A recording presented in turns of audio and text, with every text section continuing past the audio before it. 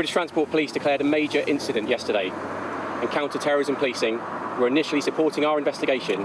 However, at this stage, there is nothing to suggest that this is a terrorist incident. How worried are you when you hear about stabbing taking place?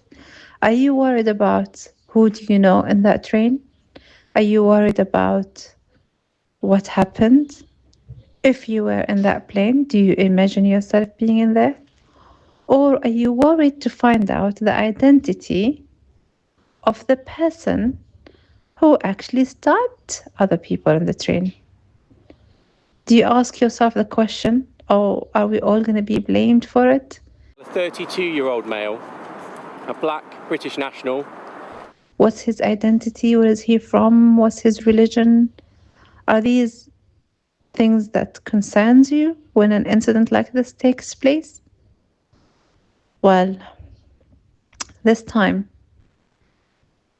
the person that tried to help in there was actually a Muslim man that stood between the criminal and other people and managed to save them and got injured in that incident.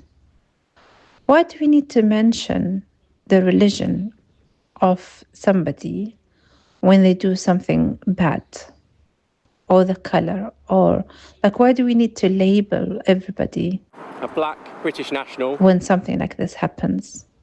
And why do we blame a community based on an individual? So many questions I think about when I see incident like this. Everyone is waiting. Is he a far right? Everybody was waiting. Is he a black guy? Everyone is waiting. Is he a Muslim? Is he this? Is he that? But what if it was that person actually was someone bad, someone of, a history of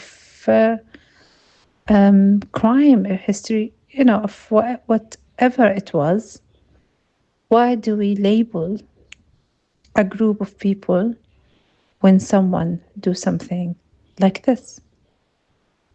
And if that's the case, maybe we should highlight other minorities that do a good action and take a good step in life. For example, this Muslim man that did a good job and tried to save people and put his life at risk. I pray for him for a quick recovery, and I pray for everyone on that train to overcome this shocking experience, and for those who are injured to recover fully. And I really hope the police can do something to identify criminals like this fast enough before it gets too late. Within 8 minutes of the 999 call being made, 2 men were brought into police custody.